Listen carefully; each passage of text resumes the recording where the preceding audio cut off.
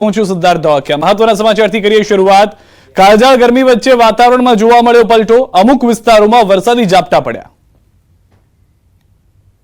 રાજ્યમાં અગન વર્ષા વરસી રહી છે। હવામાન વિભાગે પણ ભારે ગરમીની આગાહી કરી છે, પરંતુ આ બધા વચ્ચે ખેડૂતોની ચિંતા વધારતા સમાચાર છે। અચાનક વાતાવરણમાં જોવા મળ્યો પલટો। 42 ડિગ્રી ગરમી વચ્ચે કેટલાક વિસ્તારોમાં વરસ્યો વરસાદ। દક્ષિણ મધ્ય ગુજરાત અને સૌરાષ્ટ્રના ઘણા ભાગોમાં કમોસમી વરસાદ થયો। છોટાઉદેપુર, દાહોદના અનાસ, રાચરડા સહિતના વિસ્તારોમાં ધીમી ધારે વરસાદ વરસ્યો, તો આણંદમાં વાતાવરણમાં આવ્યો પલટો। અચાનક જોવા મળ્યું વાદળછાયું વાતાવરણ, તો વાતાવરણમાં ઠંડક ફેલાઈ હળવો કમોસમી વરસાદ થયો। આણંદના ઉમરેઠ, સારસા પંથકમાં વાતાવરણમાં પલટો જોવા મળ્યો। વીજળીના કડાકા ભડાકા સાથે વરસાદી છાંટા પડ્યા। ઉમરેઠ પંથકના લીંગડા, સુરેલી, સુંદરપુરા, સારસા પંથકમાં વાદળો ઘેરાયા। તો ખેડા પંથકની વાત કરીએ તો જિલ્લાના મહેમદાબાદ, મહુધા અને અન્ય તાલુકામાં વરસાદી માહોલ જોવા મળ્યો। કમોસમી વરસાદને પગલે શાકભાજીમાં નુકસાનની ભીતિ સેવાઈ રહી છે।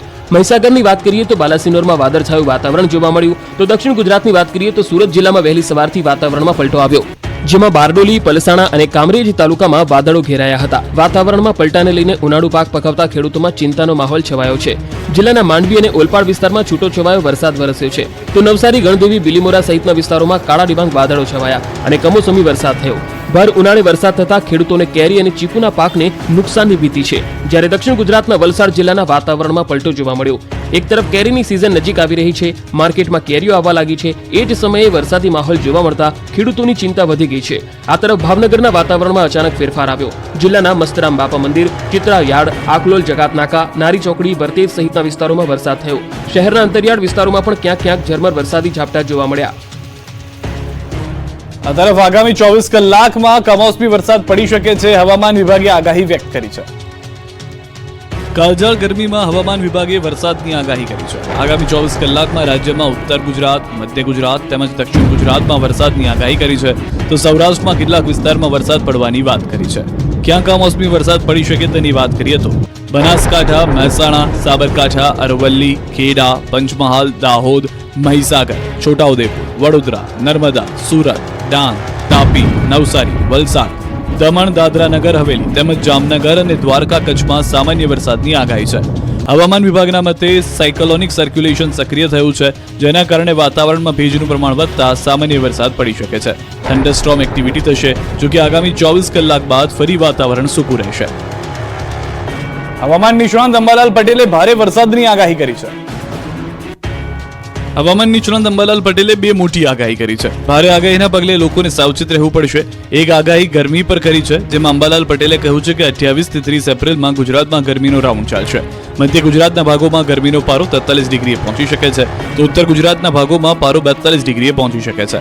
કચ્છમાં ભારે પવન સાથે ગરમીનો મારો ચાલશે, લોકોને અસહ્ય ગરમી સહન કરવી પડશે। વરસાદ અંગે પણ અંબાલાલ પટેલે મોટી આગાહી કરી છે।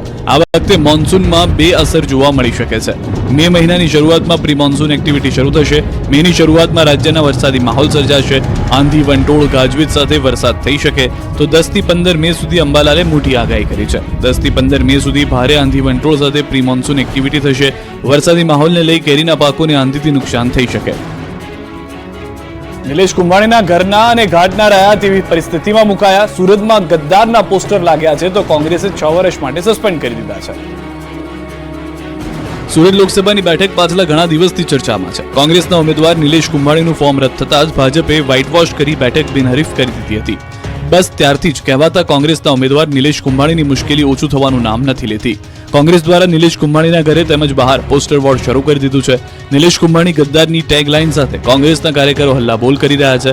રોષે ભરાયેલા કોંગ્રેસ કાર્યકરોમાં નિલેશ કુંભાણી સામે રોષ છે। આજે સુરતની બસો પર કુંભાણી વિરુદ્ધના પોસ્ટર્સ લાગ્યા।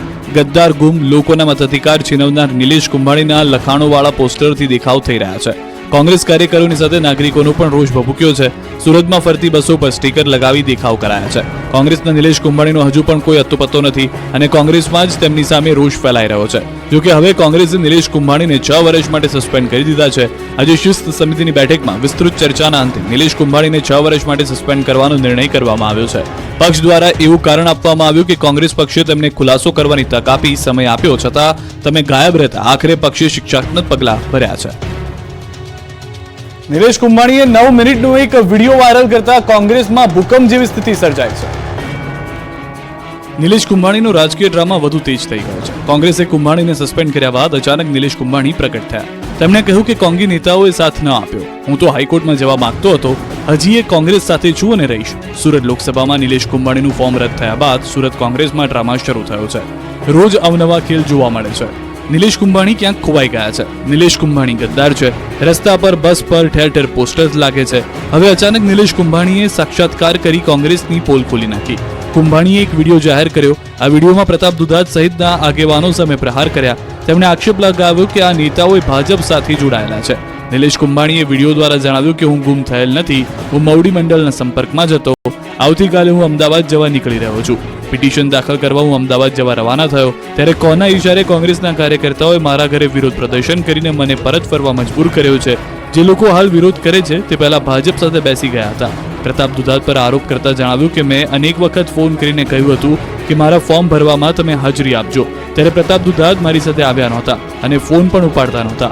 આ ઉપરાંત તેમણે કહ્યું કે હું એક પણ નિવેદન એવું નહીં આપું જેનાથી મારી કોંગ્રેસ પાર્ટીને નુકસાન થાય. આ બધું થયું હોવા છતાં હું કોંગ્રેસનો સૈનિક છું અને રહેવાનો છું. પાટીદાર આંદોલનથી ચર્ચામાં આવેલા અલ્પેશ કથિરિયા અને ધાર્મિક માલવિયા હવે કરશે કેસરિયા. જાણે કે સુરત પાસ બની ગયો છે પોલિટિક્સનો અખાડો. સમાજના નામે રાજકીય રોટલા શીખવાની હોડ લાગી છે. પહેલા કોંગ્રેસ સાથે દાવપેચ રમી નિલેશ કુંભાણી ગાયબ થયા તો હવે અલ્પેશ કથિરિયા અને ધાર્મિક માલવિયા પક્ષ પલટો કરશે. જી હા, પાટીદાર આંદોલનથી ચર્ચામાં આવેલા અલ્પેશ કથિરિયા અને ધાર્મિક માલવિયા CR પાટીલના હસ્તે કેસરિયા કરશે. એક સમયે ભાજપ સામે રણશીંગો ફૂંકનાર પાટીદાર આંદોલનકારીઓ હવે ધીરે ધીરે ભાજપ બાજુ વળી રહ્યા છે. પહેલા હાર્દિક પટેલ અને હવે અલ્પેશ અને હવે ધાર્મિક માલવિયા. આપના બેનર હેઠળ બંને નેતાઓએ વિધાનસભાની ચૂંટણી પણ લડી હતી. એકાએક જ તેમણે ગત 18 એપ્રિલે આપમાંથી રાજીનામું આપી દીધું. જ્યારે શનિવારે 200 જેટલા પાટીદાર આગેવાનો સાથે વરાછા મિની બજાર ખાતે આવેલા સરદારની પ્રતિમાને હાર પહેરાવી ભાજપમાં જોડાશે. આ કાર્યક્રમમાં ભાજપના ધારાસભ્યોથી લઈને મંત્રીઓ પણ હાજર રહેશે. કેશોદમાં આજે ભાજપના પ્રચારમાં એકાએક ગરમાવો આવી ગયો. જીતુ વાઘાણીએ બબુચક શબ્દની એન્ટ્રી કરાવી. વિરોધી હિત શત્રુઓ જેમને અહીંયા પગ પેસારા કરવા છે, અહીંયા પાછલા પાણીથી રાજ કરવું છે, એવી બબુચક સરકારને બેસાડવા માંગે છે. મોદીજી જેવી હાવજના ભૂમિમાં છો હાવજ સરકાર બનાવવા માંગતા નથી. જૂનાગઢની રાજનીતિમાં હવે બબુચક શબ્દની એન્ટ્રી થઈ ગઈ છે. જી હા, લોકસભા ચૂંટણી માટે મતદાનની તારીખ નજીક છે. રાજકીય પક્ષો એડી ચોટીનું જોર લગાવી રહ્યા છે ત્યારે ભાજપના એક નેતાએ વિપક્ષને મદદ કરતી વિદેશી તાકાત પર આકરા પ્રહાર કર્યા. કેશોદમાં જીતુ વાઘાણીએ આક્રમક નિવેદન આપ્યું. કેટલાક લોકો બબુચક સરકાર બેસાડવા માંગતા હોવાની વાત કરી. જો કે મોદી સરકારના વખાણ કરતા જીતુ વાઘાણીએ કોંગ્રેસ પર આડકતરો ઇશારો કર્યો કે કોંગ્રેસ વિદેશી તાકાતોનો હાથો બની ગઈ છે. તેઓ પણ ભારતમાં મોદી સરકાર ઈચ્છતા નથી. જો કે જીતુ વાઘાણીના બબુ